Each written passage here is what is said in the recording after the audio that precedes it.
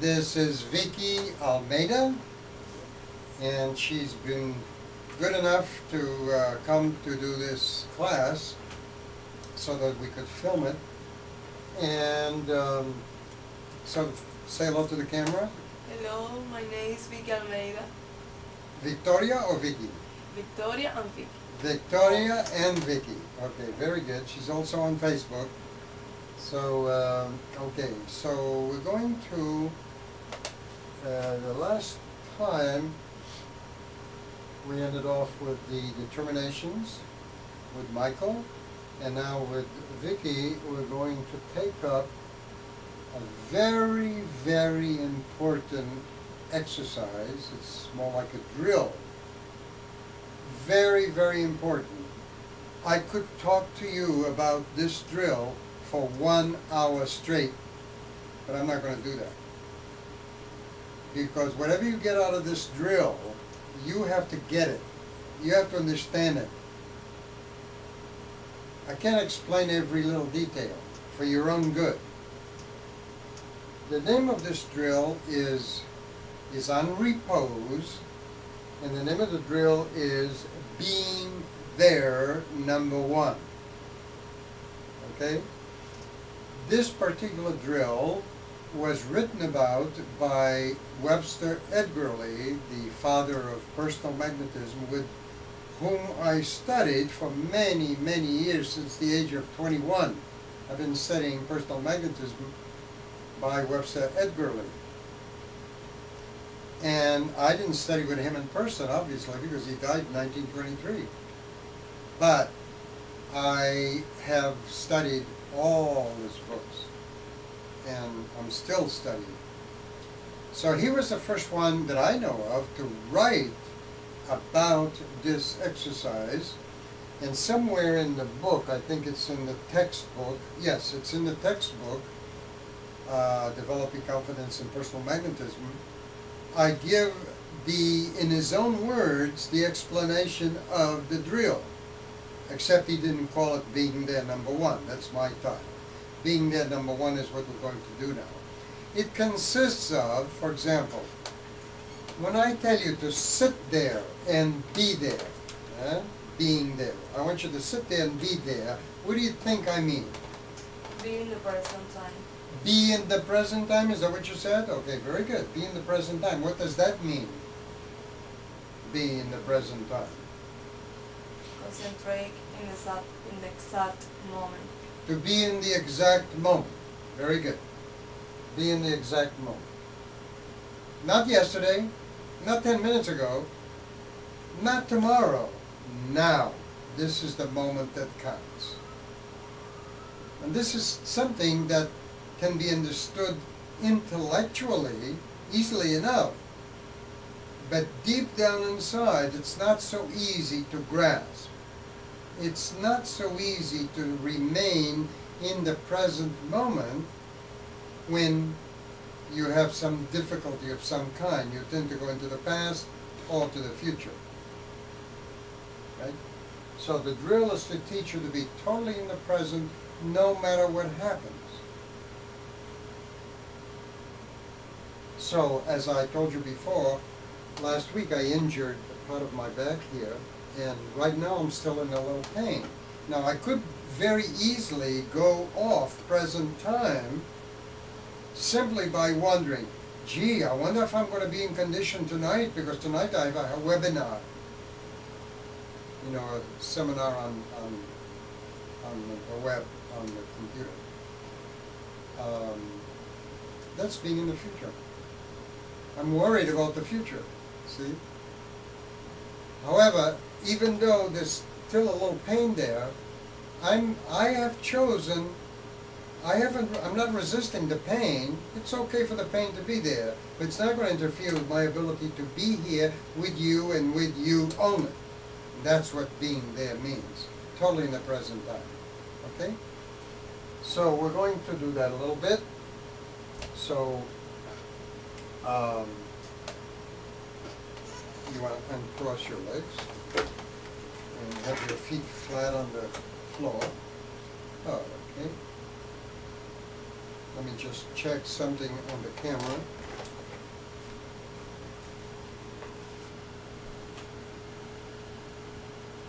Okay. Everything's fine. Okay, so the idea is to just sit here and just be there. Nothing exists except you and me. Nice, huh? Straighten up that head. It's a little bit over, leaning over to, yeah, uh-huh. The head should be straight up and down, perfectly vertical. Okay, here we go. Begin.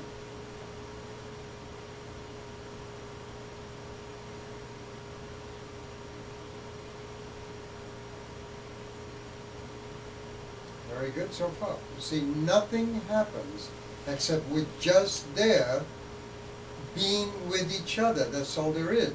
There is no moving of any kind, no blinking, right? So let's do it again. Straighten out your head a little bit more. That's it. Here we go. Don't let your hands touch. Hands. That's it. Very good. Okay, ready, begin.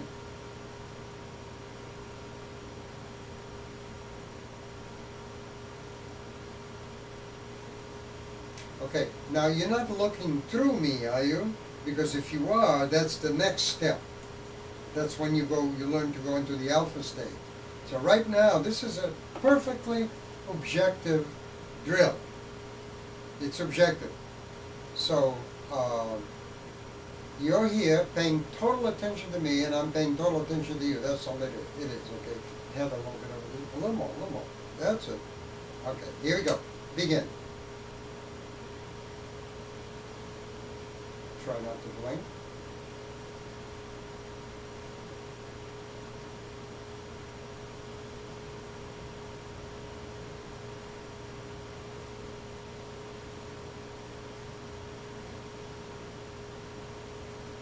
Very good. What happened there? Hmm?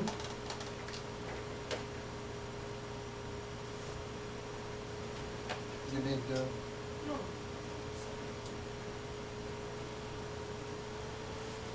okay. A little bit more. Until you're satisfied that you didn't move.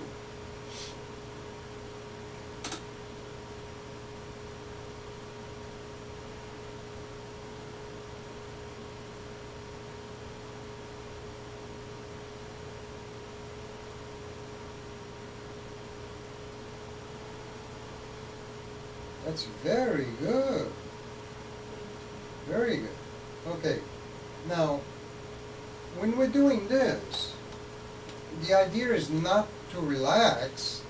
I mean, you should be comfortable, but there is that slight tension in the nerves, which is the tension, magnetic tension, but not in the muscles. The muscles are totally relaxed. But there is that tension in the nerves. And one more time, separate your hands. Okay, ready? Okay. Begin.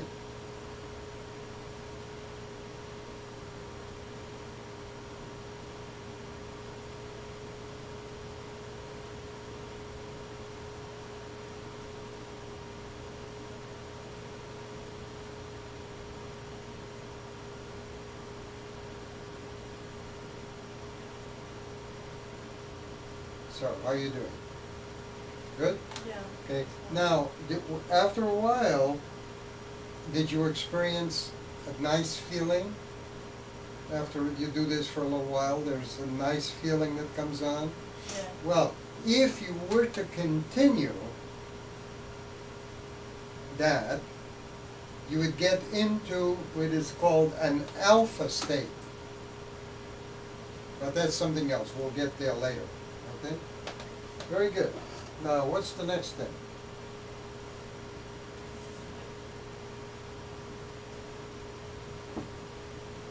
I would like you to do that this week. Every day, in the mirror with yourself. Oh. Sit in front of yourself and look at yourself in the mirror. It's very interesting when you do it with yourself. All right? Yes. And that's all there is to it. That's being there. When somebody's talking to you, or you're talking to someone and they're like looking all around, they're not there. If you want to be a magnetic person who has who has, with energy, with power, the first thing you want to do when you communicate is to get the other person's attention. If you can't get his attention, you don't have any power over him. Now, we're not doing a contest of wills or contest of power, except that a magnetic person is powerful, but he's not trying to control anybody. If I come up to you and I say to you, okay, Vicky, I want you to sit in a certain way, and I want you to raise your right arm for this drill, blah, blah, blah. If I can't get your attention, you're not going to do it right. So the first thing I got to do in self-transformation is you've got to be able to gain the attention of the other person. Otherwise, your communication is no good. Now, my communication, the words that are coming out of me are crystallized thought. Thought crystallized. I consider what I say very important. Most people don't think about those things, so they don't have the power. If something is not important to me, I do not verbalize it. I don't say it. There's no need to say it. I'm not going to play little games like a lot of people do and tell other people things that are not necessary. Are you following? Yeah. All right. So, I consider my thoughts and what I have to say very important. And because I think they're important, I almost mentally demand that you pay full attention to me. And that's what this course does. 50% of it is the power of the word. You see? Yeah.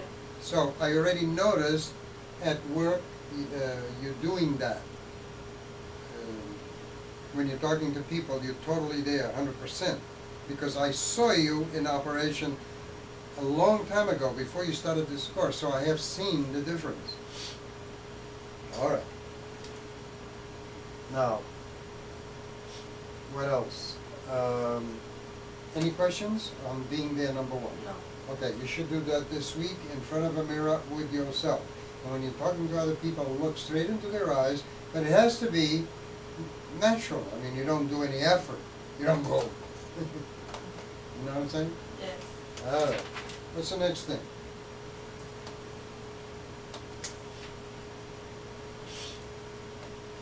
Then you're supposed to read about magnetic communication. Then we have the standard magnetic statement. And I already have another student that I used to demonstrate the standard magnetic statement. However, this statement is so important that I'm going to have you practice it this week. So the students who are watching the video, they can get an idea how different people react to the same statement. So go to page number 135.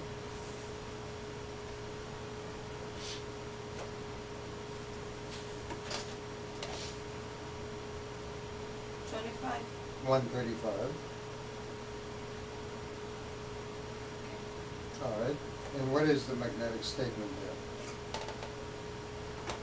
The sun of these luminous winds soars majestically from horizon to horizon as the symbol of life. You need to practice that this week, not only for the diction, but improve your accent a little bit. The sun on its luminous wings soars majestically from horizon to horizon as the symbol of life. Now, I use that statement. Do you like the sun? Yeah, I like the sun too. I think that sun is the eye of God. So I like the sun. So I chose that statement, which is very powerful. And if you can stand in front of 1,000 people on a stage or anywhere and say that statement, 50% towards yourself and 50% towards the universe, and you don't bat an eyelash, nothing bothers you, the fact there are people looking at you, you have become free. That's what it's all about. So the first thing we're going to do is for you to work on that a little bit. I think maybe you should turn a little bit so that the camera can see you a little bit more. Yeah, the whole chair. Yeah, that's it. Now try to go over it with me so that you can improve the accent a little bit. The sun. The sun. On its luminous wings. Luminous wings. Soars majestically. Soars majestically. From horizon to horizon. From horizon to horizon. As the symbol. As a symbol of life. Of life. Now you're going to memorize this week. However, what the problem is here in your communication is you're not reaching outside. It's like you want to keep that inside you. You've got to get it out. Now the technique of getting it out is the sound is made in the back of the throat for now. But what I want you to do is project it into the nasal cavity a little bit. Forward. Once it's in the nasal cavity, you can communicate it any place you want. Across the street, over there across the park. You dig what I'm saying? So let's try that. The sun, put it in the front. The sun. Yeah, a little bit more. The sun. The sun. On its. On its. Luminous. Luminous. Yeah, luminous. Bring it up here. Luminous. Yes. You see what I'm saying? These things are nothing, you know. People, luminous wings. Luminous wings. Wings. Wings. Wings. Wings. Soars majestically. Soars majestically. From horizon to horizon. From horizon to horizon. As the symbol. As a symbol. Oh my goodness, you learned it quick. As a symbol of life. Of life. Now this is you a minute ago. The sun and the sun's wings. It was all in the back. One more time. The sun. The sun. On its luminous wings. On its luminous wings. Soars majestically. Soars majestically. From horizon to horizon. From horizon to horizon. As the symbol of life. As the symbol of life. It's a whole different story. So, you're going to practice this at home, projecting everything towards the front. Now, I'm going to give you the keys for this principle that we're talking about. I want you to, I discovered, I didn't learn this in college. All of this stuff I discovered myself. And what I'm about to tell you, I discovered myself. There are 3 laws in the arts that give the results we want, which is magnetic communication. All art is communication. Did you know that? All art is communication. Even architecture, which is considered an art, one of the fine arts, one of the 7 fine arts. Believe it or not, that is communication. So, in order to have this magnetism in your communication, I have found 3 techniques that you need to practice. Not because the technique itself is important, but the technique is just a tool to get you to feel. So, the first technique is called phrasing. Do you know what phrasing is? This is generally known in colleges, but okay, phrasing is where you put the commas.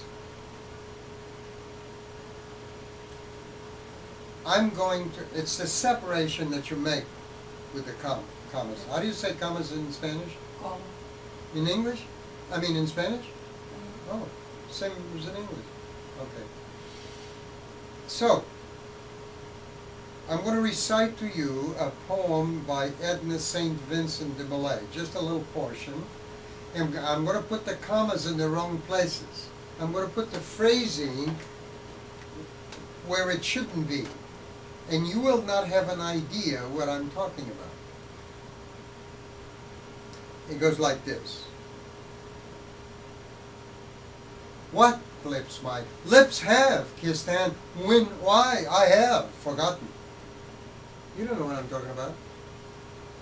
Because I put all the commas in the wrong places. Now I'm going to put them in the right places. Alright? What lips my lips have kissed, and where and why I have forgotten. Now you understand it clearly.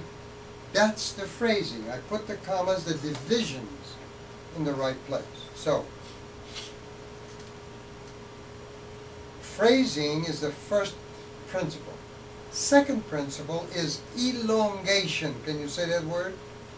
Elongation. Elongation, which comes from making something longer. For example, look at that painting right there. This is Beethoven, and this is the swamps in Florida, right here. Now, I'm gonna tell you that that painting is beautiful two ways. You tell me which way you like the best. First way, that painting is beautiful. Second way, that painting is beautiful. Which way do you like the best? The second one. Why? Because it's most expressive. Of course, it's most expressive because I use the principle of elongation. Beautiful. Now the third principle is modulation.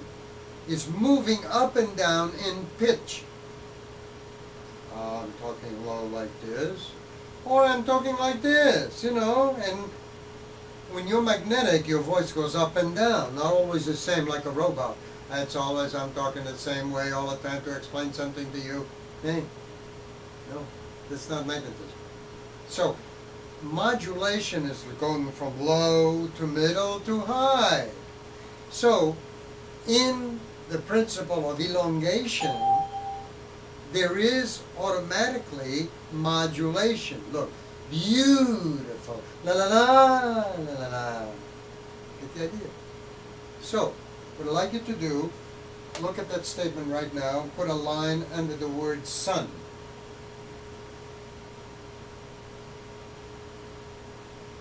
Now, elongate that word for me. The sun. Okay. The second word is luminous. Go ahead and elongate the word luminous. Luminous. Good.